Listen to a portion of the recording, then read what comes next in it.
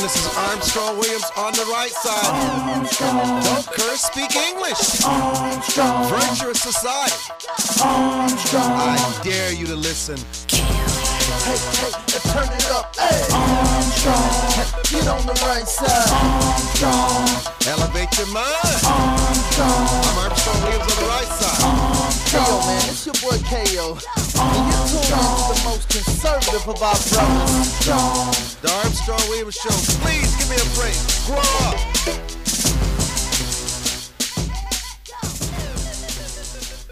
Senator Rand Paul of Kentucky and former House Speaker Newt Gingrich, two of the Republican Party's big guns, are sticking by Republican National Committee Chairman Reince Priebus and rejecting rumors that they have joined a group trying to block Mr. Priebus from another 2-year term as head of the party. Supporters of Mr. Priebus' challenger, Maine RNC member Mark Willis, have been making those claims in emails and through a whisper campaign suggesting that Mr. Paul and Mr. Gingrich have been supporting Mr. Willis behind the scenes. Mr. Willis was a supporter of the 2012 presidential campaign of Mr. Paul's father, Representative Ron Paul, a Texas libertarian. Many have heard the comments that former Secretary of State Colin Powell and others have been talking about as it relates to the Grand Oak Party and that it needed a facelift. Obviously, despite all the controversies that surrounded former Chairman Michael Steele, he had tremendous success in the midterm elections, and Reince Priebus certainly can't say the same. In fact, the presidential election in November 2012 results were dismal at best. Logan, yes, should there be Can an you hear argument? me? You're faint for me. Oh, Logan, only because you've been away so long. It sounds. Oh, that's faint why. to me. Okay, but you can hear me. Logan, do you think there's an argument for a new chairman of the party?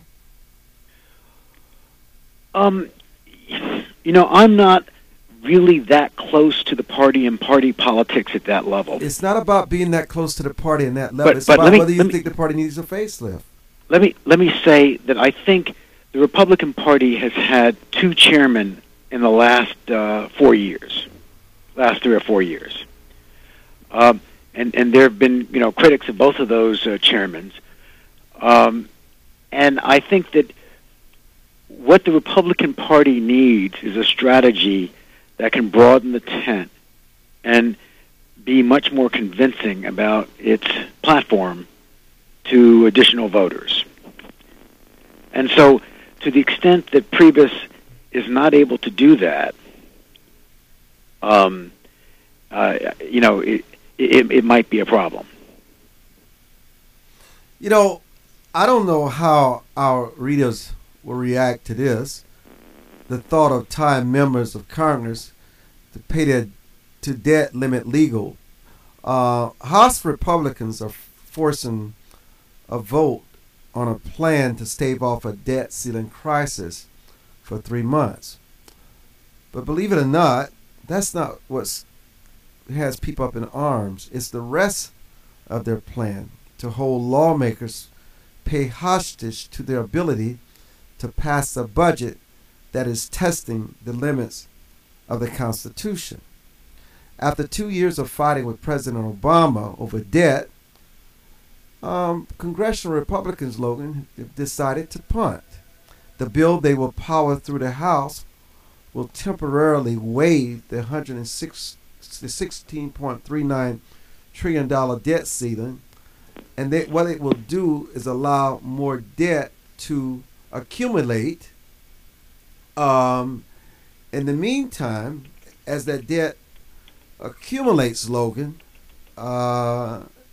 members are somewhat up in arms about it because of the fact they're going to only allow this through May 18th and delivering at least a short-term win to the White House. And in exchange, those House Republicans want to try to force Senate Democrats to write a budget for the first time in 4 years and want to withhold part of their $174,000 salaries if they don't. If the Senate doesn't pass a budget before April 15th, the bill would stick each member's pay in escrow either until they do pass one or until the end of Congress when all the money would be paid out no matter what. The same rules would apply to the House in its own ability to pass a budget. Logan Delaney, your thoughts? I like the idea that Congress doesn't get paid until they put together a budget. I like that idea. But I think it should have real teeth in it. I think if after 2 years they can't put together the budget, or after a year, they lose it. Because there's no incentive as they get closer to the end of the 2-year period, the end of their term. There's no incentive for them to agree because they know in another month or 2 or 3 or 6 that they're going to get their money. So I think it has to have real teeth and say, okay, if you can't come together and put together a budget, you don't get paid.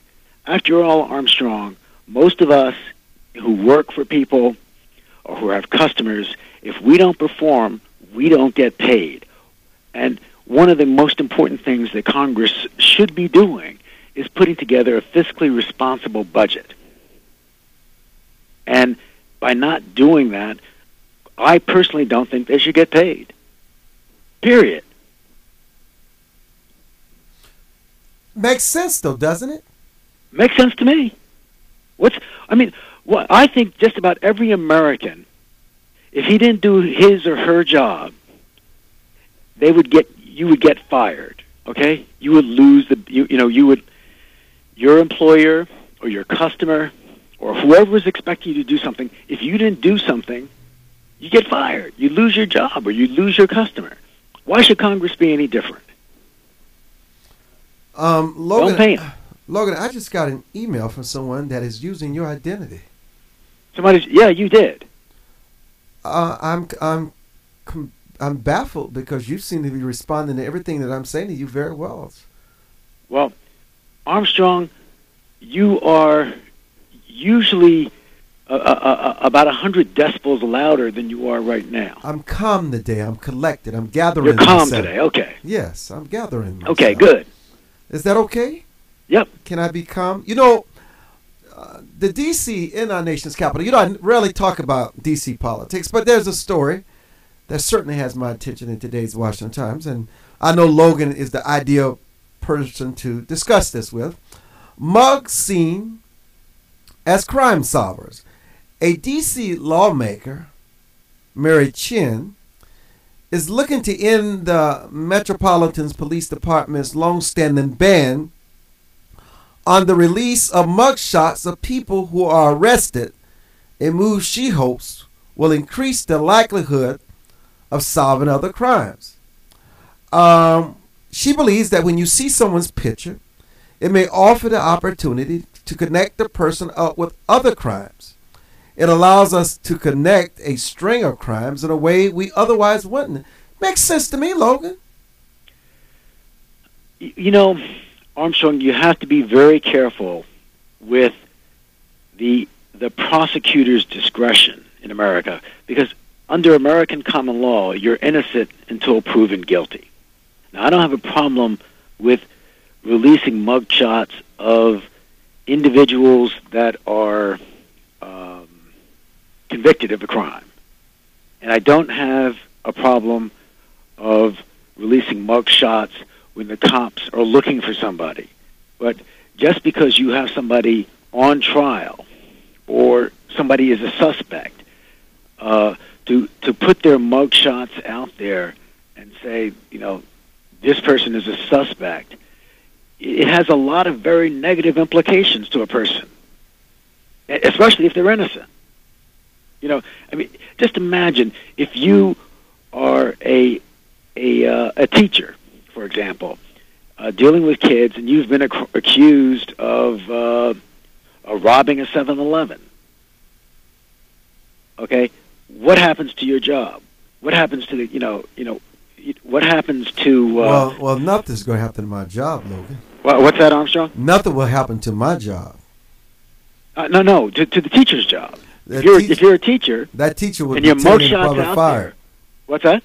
Tainted and probably fired. Yeah, but you can't get fired just because they suspect you. You have to be convicted. Everything starts with suspicion. Well, we may disagree on this one, Armstrong. I don't feel really strong about it, but I do feel that just because somebody has been accused of a crime, that doesn't mean that they've committed the crime. There are a lot of examples of people who've been accused of crimes who haven't committed them and who get off. Logan Delaney is our commentator every day at this time. Give us a call, 1-866-620-6620. Streaming live, www.livestream.com/Armstrong Williams. Attention, a very wealthy international benefactor now reveals money-making secrets used by the rich and powerful. Now you can learn how to make more money than you ever dreamed possible. Ancient secrets that have been used by members of secret societies for centuries are now being revealed. Now this money-making secret is being made available to the public. Receive the CD, Money Making Secrets Revealed, absolutely free. Learn how you can make money, achieve your dreams, eliminate debt, and develop super wealth. This is a once-in-a-lifetime opportunity and is available only for a limited time. Call and get Money Making Secrets Revealed absolutely free. Dial 1-800-839-4522. That's 1-800-839-4522. 1-800-839-4522. Remember, 1-800-839-4522. That's 1-800-839-4522. For more information on the Armstrong-Williams Show, please visit our new website at www.rightsidewire.com. There you can find his syndicated column archive, view live streams, and get your favorite conservative pundits' views on the current issues affecting the American people. From building wealth to foreign policy, stay connected with Armstrong Williams and his colleagues at the all-new www.rightsidewire.com. Hi, this is Armstrong Williams. What does it mean to be conservative? Freedom of speech, freedom of free enterprise, freedom of assembly, less government, less taxes. As a matter of fact, a flat tax. Everyone should pay proportional tax. It doesn't matter whether you make $100 million or $10,000. Everyone should pay their 10%. Everyone should have something at stake in this American economy. I'm Armstrong Williams, expressing what we mean by conservative traditional values. Does your school, team, church, or charity need a new fundraiser? Do you need to work out of your home or part-time? Are you a small business that can use an additional revenue stream? Then you need Yellow Llama. Do you need affordable web services or tools to enhance your existing business? Are you a graphic artist who wants to create a revenue stream with your art but not get ripped off? Then go to www.yellowllama.com. America must change course if we hope to survive and save the American dream for our children and grandchildren. How do we fix Social Security and Medicare? How do we cut government spending? How do we reform health care? How do we simplify the tax code? The Heritage Foundation has a bold plan that tackles these tough problems using common sense solutions that leave partisan politics on the sidelines. Find out how we can save the American dream at savingthedream.org, paid for by the Heritage Foundation.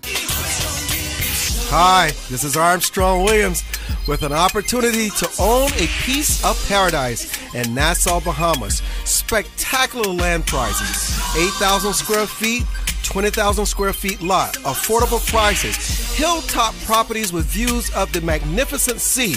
Just call 242-677-3120 or 3121 or go to info@rightsidewire.com and leave your information. where heads of state, sports, entertainment, and political celebrities meet. You're listening to Armstrong Williams. Logan, is there an energy revolution underway in the United States? Booming oil and natural gas production is transforming our economic outlook and ushering new profound wealth to our rural areas that many are witnessing, and providing high-paying jobs for middle-class workers across the country. And also, the revolution is largely responsible for the resurrection of entire industries like steel and manufacturing that once defined our national character. While this is good news, do you think this is just the beginning, as this resurgence could reshape the geopolitical world? Armstrong, it's potentially great news if we don't mess it up. And, we can politically mess things up by trying to interfere with the market. But if we let the market do what it's supposed to do, which is to allocate resources, according to supply and demand, this can have an incredible benefit to our country and to Americans. I mean, the fact is that new technology has allowed us to be able to exploit oil reserves that were not economic as little as 20 years ago. And I remember, when I was a young banker, we were looking at some of these oil reserves and saying, just if we could figure out how to get that, now we can get those, get that oil. And what it does for us as a country is it gives us an oil reserve which is larger than that of Saudi Arabia. Think about that. We have an oil reserve because of fracking technology that's larger than Saudi Arabia. And not just oil, but natural gas. And my understanding, I'm not an expert on this, but from my reading about it and talking to people who are knowledgeable, we have a couple hundred years worth of potential reserves that'll take us, 200 years into the future, and gives us a lot of time to develop some of the other technologies, whether it's nuclear, whether it's wind, whether it's solar. So, yes, it means, one of the most important things it means is that if the Iranians, for example, close the Straits of Hormuz, we can thumb our nose at them. If the Venezuelans, threaten to cut us off, we say, so what? As a matter of fact, if we want to be nasty about it, we can flood the world. When OPEC decides to raise prices, we can flood the world oil market with oil and force the prices down. So there are a lot of good things that can happen to America if we don't mess with the market and let the market,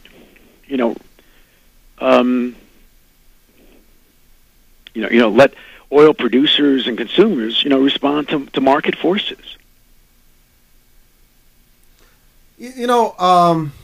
That's pretty insightful. I don't know. Do you think that the global energy map is being redrawn by the resurgence in oil and gas production in our country? Well, and that the United States will displace Saudi Arabia as the world's largest producer of oil? Well, at one time we were the largest producer, prior to the Second World War. And I think we can, once again, we can become a net exporter based on information that I understand of oil and gas. And it will totally redraw the map, but think of the benefits. Number one, consumers can have cheaper gasoline for their cars, cheaper hydrocarbons to heat their homes. Businesses will have cheaper energy from electricity to run their factories. Those give us incredible advantages in terms of being competitive in the world market if our energy costs are low. The other thing that happens, which is an incredible strategic benefit from a political and strategic and military point of view, is that we don't have to depend on any one country or any group of countries where they're controlled by people who are not friendly to us, whether it's Russia, whether it's Iran, or Venezuela. So, yes, it does redraw the map in terms of what becomes strategically important in the world. You know, if you think about it, Logan, almost 4 years ago, President Obama was sworn in as President of the United States. Some of his remarks during his inaugural address were indeed on the mark. He confirmed that we, the people, have remained faithful to the ideals of our forebears and to our founding documents. But yet, you know, his address was in a stark contrast to his hopeful and bipartisan address from 2009. I mean, 4 years ago, his words seemed to acknowledge American exceptionalism, the idea that America is different from other nations because our government is limited and our people are sovereign and free. So his actions over the past 4 years have limited the people's economic freedom, religious freedom, and even to a certain extent the right to life, while the government's power is growing into a behemoth. And if you listen carefully to his words on Monday, he promised to do more of the same. He wants to continue to fundamentally transform our country to a place where more decisions that are important to American families are made in government buildings rather than around kitchen tables like yours and Penny's. In spite of his claims that we are now at peace and that Al-Qaeda is on the run, the world is a much more dangerous place today than when he first took office. And even last week, 3 innocent American hostages were killed in Algeria. And even if we were to look domestically, Logan, more Americans are on welfare and dependent on the government and have food stamps and Medicaid than when the president took office. And in his view, but here's the thing, though, in his view, Logan, he thinks that this is successful. Is it not a sad day in our country when our president measures success by how many people, or how many more people are receiving federal assistance, rather than how many more have the dignity and economic freedom that comes with a job to support themselves and their families? Armstrong, I thought it was a sad day in November when I woke up and found that, President Obama was reelected. And the reason I thought it was a sad day is because I'm a businessman. I hire people, and I hire them to do jobs. I even hire CEOs. And when I hire somebody, I expect them to do what they say, and I expect them to make the company better, a year or 2 years or 3 years, especially 4 years down the road, than it was when they took office. And when I measure somebody's performance, I say, well, what are some of the important things? One of the important things is fiscal responsibility. Has this CEO, has this leader been able to live within his budget? Has this person, improved market share? Has he improved the company's profitability? And now, with respect to running the federal government, it may be a little more complex, and the motive is not entirely a profit motive, but it's certainly one of being financially, fiscally responsible, and certainly long-term fiscally responsible. And it seems to me that when you look at the indicia, which I consider important for America, the president has failed. Let's go to the phone lines. Let's take a quick call. Carl, thank you for your patience, and thank you for listening to the show. Hello? Yes, go ahead. Mr. Armstrong. Miss Carl. Did you say that there are more people... What did you say about the food stamp thing? There are more people on food stamps today than they were 4 years ago. Well, the report that Al Sharpton showed on MSNBC from one newspaper that there were less people on food stamp since President Obama is in than President Bush. Well, President Bush, there were more people on food stamps. There are less people. Now, he showed the report, I don't know whether the Huffington Post or the Washington Post, but he showed that statistics. Well, to whom am I to believe? Me, because if he said that... No, he showed the report. No. Then the report is false. And what they're feeding you is propaganda and untruths. There are more people on welfare today than they were 4 years ago when our president was sworn in. Well, why hasn't someone sued the media who made that false report? All you need to do, this is the beauty of Google and the Google engine and Yahoo and MSN, Miss Carl. You can just Google saying, are more people on welfare today than they were 4 years ago? Well, I know how to do that, sir. And you can find the truth. Teacher. I'm just, I don't make any assumptions about what someone, because I can't assume you have a computer at home. But I can tell you this, you can do this on your own, and then you'll find out where the truth lies. By the way, I just did it, Armstrong, and 15% of Americans are now on food stamps. Yes. We've never had that high. Never had it that high before. 15% more Yeah, now? just hold there. Yeah. Hold there, Miss Carl. Yes, ma'am, Google it. It's the truth. Don't go away. We'll be back with Miss Carl. For more information on the Armstrong-Williams Show, please visit our new website at www.rightsidewire.com. There you can find his syndicated column archive, view live streams, and get your favorite conservative pundits' views on the current issues affecting the American people. From building wealth to foreign policy, stay connected with Armstrong Williams and his colleagues at the all-new www.rightsidewire.com. Life is full of unexpected changes. Everyone has potential to do wrong. And when they choose to do it, contact the Bucksell Group for your private investigation needs. TheBucksellGroup.com or by phone at 202-243-9746. Whether there's an instance of a cheating spouse, child custody, process service, or security, don't continue suspecting. Get closure so that you can move on with your life. Visit TheBucksellGroup.com now or call 202-243-9746. If you think it's happening, it probably is. To travelers along the road of life who have fallen asleep at the wheel, to the many who woke up in time to avert disaster and get back on the righteous path. For the ones who crashed and survived and now adhere vigilantly to a virtuous and righteous path. Finally, Armstrong Williams' much-anticipated new book, Reawakening Virtues, gives his insights into these daily challenges and much more.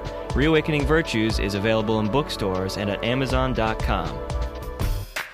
Join the millions of Americans who pursue one of our country's finest traditions, from hunting to sport shooting.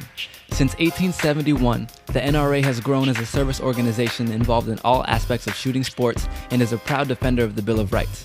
Join today to begin taking advantage of exclusive membership offers and discounts, including up to $25,000 in insurance coverage. Contact the NRA today. Call 1-800-672-3888 or visit nra.org. Most Americans simply have never been taught the basics of money management, let alone how to secure their financial future. But there is hope. Financial Education and Literacy Advisors, also known as FELA, does what others don't. FELA teaches financial education. If you'd like more information about providing a financial wellness program for your employees, or a credit-bearing college course in personal finance, or other valuable programs, please visit myfela.com. That's myfela.com, or send an email to info@myfela.com. Elder Chicks is an exciting part of the fastest growing segment of the population. Women in their 70s, 80s, and older who are mastering the art of a senior life. We're no longer unseen and unheard. We're providing role models for each other and the baby boomers who are fast approaching retirement. Join our virtual community. Hit www.elderchicks.com on your computer keyboard.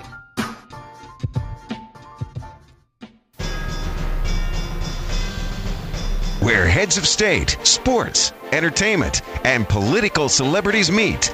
You're listening to Armstrong Williams. And welcome back to the show. This is Armstrong Williams. Thank you so much for joining. Carl hung up. Logan, cite those figures again. Well, look. I'm reading from Bloomberg. Okay, Bloomberg is a very reliable source. Bloomberg himself Bloomberg is a reliable resource. He's liberal too. Okay, and he says food stamp use reached a record 47 million people in June. Okay, I'm just this is 6 months old, but the rate is about according to this and some other articles that I was able to get over the break is about 15-20% higher than it was before Obama took office. And food stamp spending has more than doubled in 4 years to a record of $76 billion. That's double what it was 4 years earlier. Ken Linsink, have you decided to join us? Ken's not on the air. That's strange. Logan? Well, he said the next guest is holding, but I don't hear Ken's voice. Does it can't have your tongue, Ken? You can't speak? Hey, I'm here. They just put me through. Is it too cold? The cold got your tongue frozen? Just tell us. Almost, since it's so freezing up here. I'm just so glad you're on there because Logan and I just had Carl on, and Carl was telling us that the Huffington Post and the Reverend Al Sharpton, my very good friend, it stated that less people were on food stamps than there were 4 years ago. And Logan just went to Google, and we said that is absolutely a falsehood. I heard that. I heard that whole... I was watching on live stream, and I saw the whole conversation. I don't know why the Reverend Al Sharpton got confused. I know why the Huffington Post got confused, because they tend to get confused that kind of way a lot. But I'm not sure why Reverend Al did. But that's the beauty of Google. The nice thing about facts are they don't lie.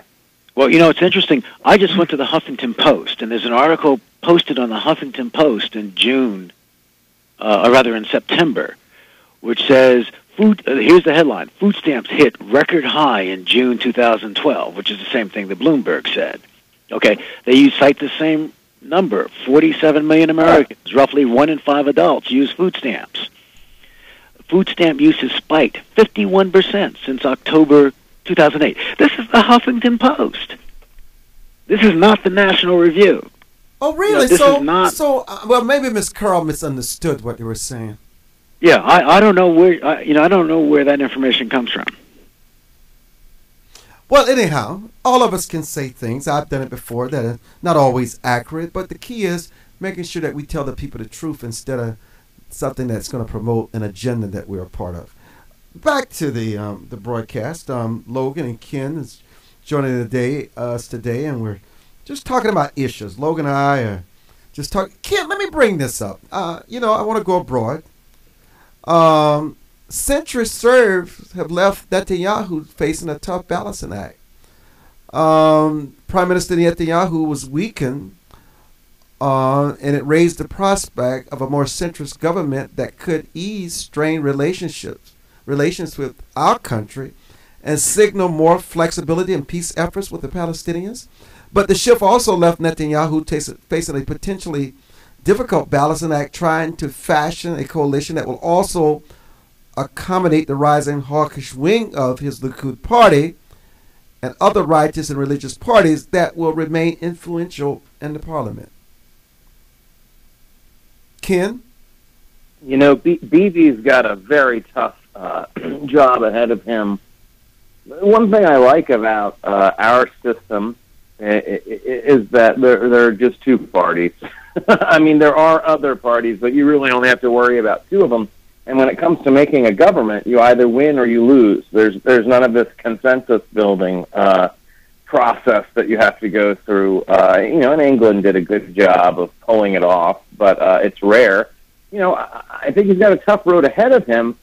If there's going to be peace, in Israel and Palestine, I think that Netanyahu is probably a good bet for bringing it about because he's respected and he's loved and he's tough and he's got those hardline religious conservatives, and I think there's a couple of those parties, if my memory serves me, that are going to be pulling him towards the right, but then at the same time, he's got those that are pulling him towards the left, so it's a tough act, but it may just give him the room to be able to create some sort of grand compromise.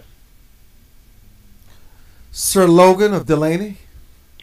Well, look, Israel is in a very, very difficult position, as we all know. It's surrounded by enemies. Even countries that profess to be its friends are not necessarily their friends. In the countries that surround them. So Israel has a balancing act of how to maintain peace, and whether you do that with a hard line or whether you do it by, constantly offering an olive branch is very tough. And most of us, most Americans, I think most people in the world would rather have peace than war. Most of us would rather deal with the soft touch than the hard touch. Unfortunately, the people that you have to convince, that is, the people who are controlling your enemies, in this case the enemies around Israel, are pretty hard line. They don't see, at least they're not holding the olive branch out towards Israel. Now, maybe there's some things going on there that I'm not aware of, and there is some prospect and some segments of the Palestinian organization that is looking to find a peaceful solution with Israel, and they've got some power, and this is the time to walk away from Netanyahu's formerly hard line. I'm not aware of that. If that's not the case, in other words, if the opposition in the other countries hasn't changed, and Israel gets to a point where it's offering more olive branches to get peace, I think the Israelis have to be very careful, because in the past they've put these olive branches out there, and long term they haven't gotten any peace. I agree with Logan on that. That's the I think that's the most unfortunate part of this whole situation is Israel has already fallen prey to the fool me once, shame on you, fool me twice, shame on me method of diplomacy, because they really have tried to put an olive branch out there, and they have been that branch hasn't been swatted away by some of the activist Palestinians and their allies. It's literally been bombed away and paid for with blood. I am not holding Israel unaccountable for some of the actions that they have taken themselves. And the great judge from South Africa, I think it was Goldstone, I'm totally blanking on his name though, his report detailed these. So they're not a totally innocent party by any means, but they really have tried to come to some sort of terms that would, allow a peaceful coexistence. And it seems like the closer they get to that becoming a reality, the harder they're hit back, which only gives, more support to the Israeli hardliners who say, "See, we shouldn't have tried to begin with." So I sure do feel for them, and every day almost, at least every time I think about it, which is often every day. I just wish there were a Gandhi of the Palestinian cause who would say, let's just try the nonviolent approach, because I think they would get so much more than they could ever imagine, particularly compared to throwing rockets over the border. The GOP has offered a respite on the debt, and the president has signaled that he won't fight extension of the limit. What they're trying to do is buy time for budget debate. The Republicans in the House are advancing a novel plan to suspend enforcement of the federal debt limit through May 18th, and move that would lift the threat of a government default and relieve the air of crisis that has surrounded their budget battle with President Obama.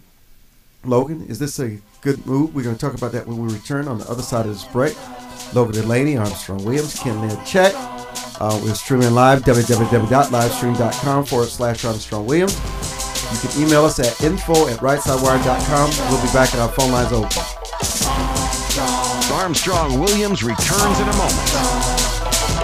Attention, a very wealthy international benefactor now reveals money-making secrets used by the rich and powerful. Now you can learn how to make more money than you ever dreamed possible. Ancient secrets that have been used by members of secret societies for centuries are now being revealed. Now this money-making secret is being made available to the public. Receive the CD, Money Making Secrets Revealed, absolutely free. Learn how you can make money, achieve your dreams, eliminate debt, and develop super wealth. This is a once-in-a-lifetime opportunity and is available only for a limited time. Call and get Money Making Secrets Revealed absolutely free. Dial 1-800-839-4522. That's 1-800-839-4522. 1-800-839-4522. Remember, 1-800-839-4522. That's 1-800-839-4522.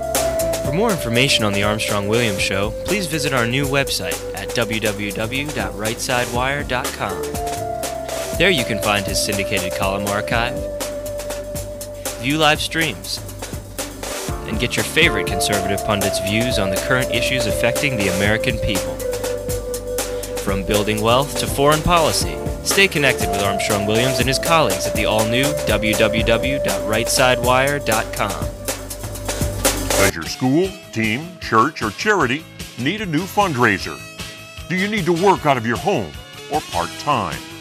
Are you a small business that can use an additional revenue stream? Then you need Yellow Llama. Do you need affordable web services or tools to enhance your existing business? Are you a graphic artist who wants to create a revenue stream with your art but not get ripped off? Then go to www.yellowllama.com. Anderson Brothers Bank, a family-owned and operated establishment that blends traditional personal service, local market awareness, and advanced technology to meet the financial needs of its customers. Visit abbank.com or call 843-464-6271 to see how they can assist you with your banking needs. Anderson Brothers Bank, celebrating 75 years of community banking, the way it should be. Stability right in your backyard since 1933. America must change course if we hope to survive and save the American dream for our children and grandchildren. How do we fix Social Security and Medicare? How do we cut government spending? How do we reform health care?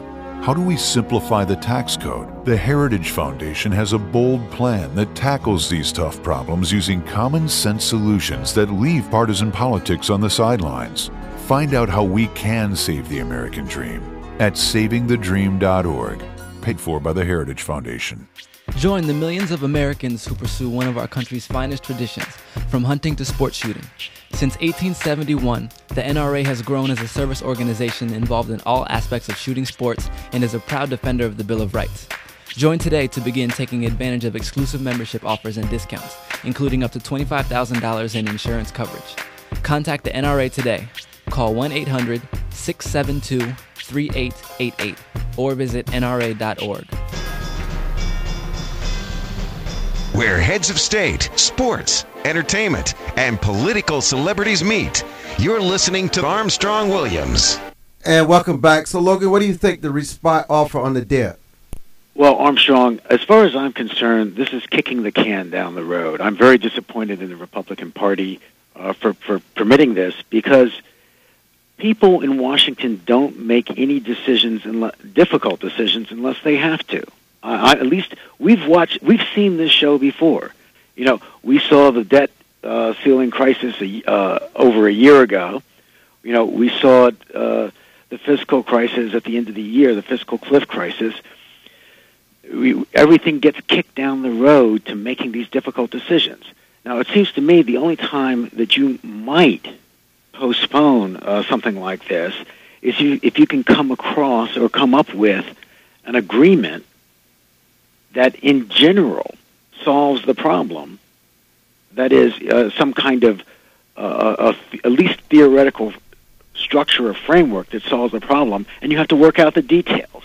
Then I can see extending the deadline. But as far as I'm concerned, there are no principles on the table which resolve the structural problems of the deficit, the debt, and excessive spending. What are the issues that are not being discussed that are critical that you don't see on the front pages or in the news, Ken? You know, that's a good question.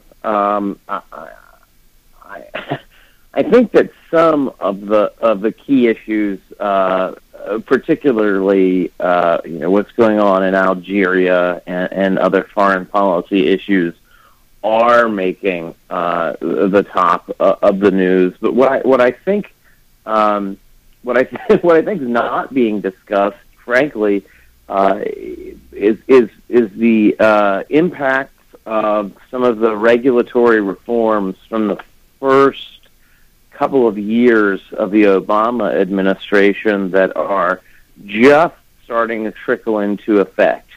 And I'm thinking about Dodd-Frank, and I'm thinking about Title VII of Dodd-Frank, and everything that Dodd-Frank says about the derivatives industry.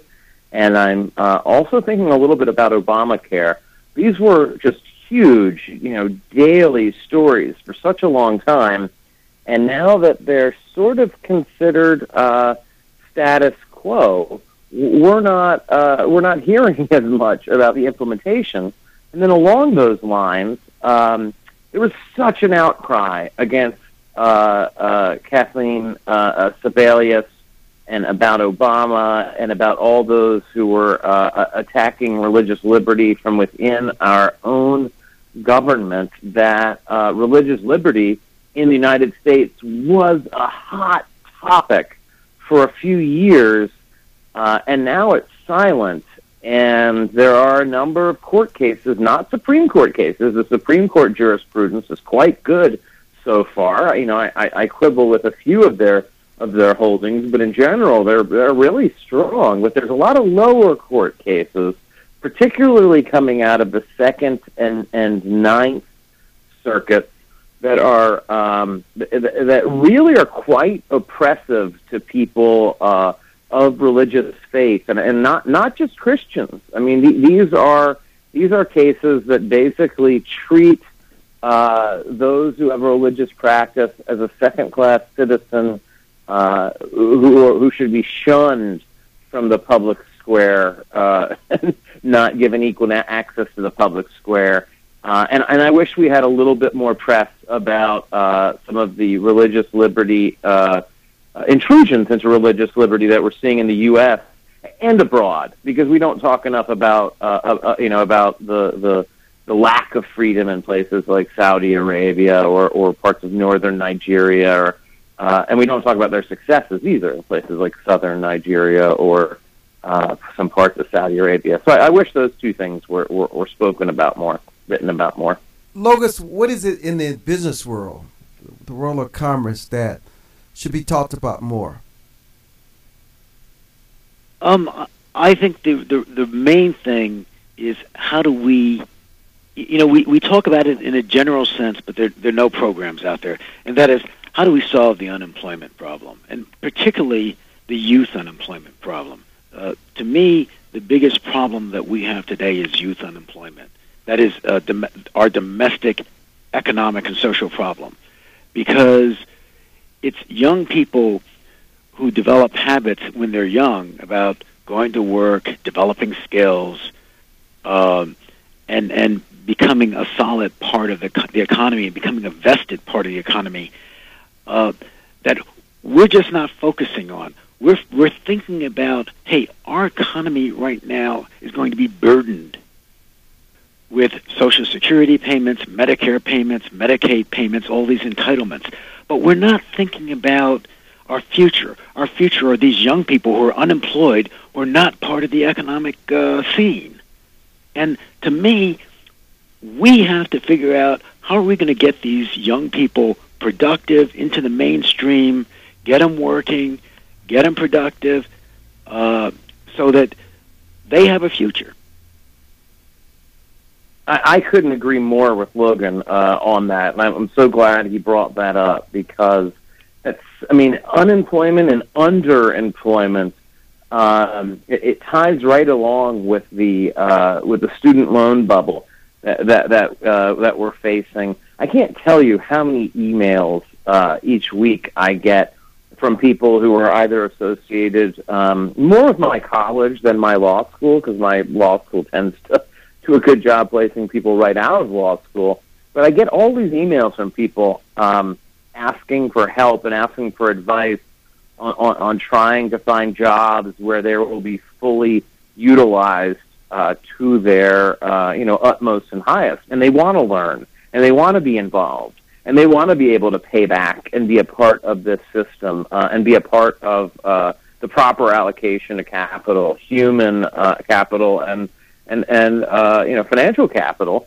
And those opportunities aren't out there. And I understand what they're going through as well. And I'm not in a position now, frankly, other than to offer some counsel and some strategy to them, because I'm not in a place where I can be hiring anyone, because of my current situation. But it really frustrates me to see how many people really want to make a go at it, and it frustrates me even more to think of the thousands of people coming out of high school, coming out of college, that I think we as a country have who we have failed because we haven't thought through preparing them for becoming members of this economy. We haven't taught entrepreneurial skills, and we haven't retrained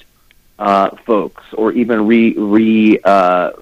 adjusted our system of training to have people be better prepared for the jobs that are out there. So just echoing what Logan said, I think that's absolutely a fundamental issue that's just not getting spoken about. The president talks about trying to forgive student loans.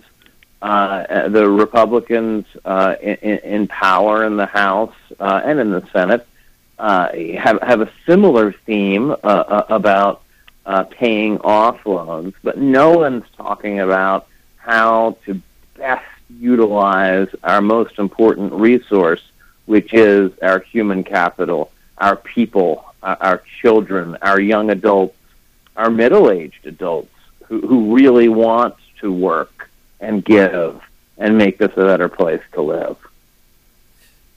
1-866-620-6620, 733-86520, info@rightsidewire.com. Are you satisfied? We have a couple of minutes left, Logan, with the infrastructure. Do you think it could be better? The infrastructure of the United States? Of course. Is this a joke? I'm asking. Come on. The infrastructure in the United States is a disgrace.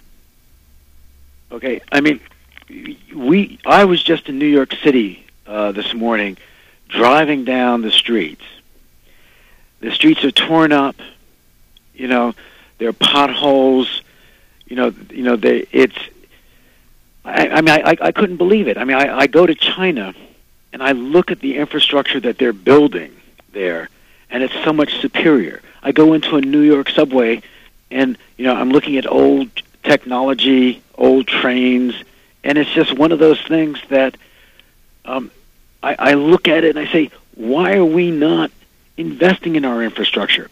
I come up to New York, and I still see some of the damage created by Hurricane Sandy. I was just driving up this morning, and I saw a house that still had a tree leaning against the house that wasn't removed. So, Armstrong, when you ask the question of, are we improving our infrastructure, are we investing in our infrastructure, the answer is we are not doing a very good job, from my point of view. You have the last word, Ken. I couldn't agree more, and I wish that we would spend, instead of spending money on small energy companies that go bankrupt or giving tax credits to wind production that is never going to truly make any sizable impact on our environmental needs, I wish we would spend the money to fix the grid so that we could have a fighting chance of having a workable and sustainable energy grid in the U.S. That will be able to make it through natural disasters, and that will be environmentally clean for the future. Thank you both for joining us. For more information on the Armstrong-Williams Show, please visit our new website at www.rightsidewire.com.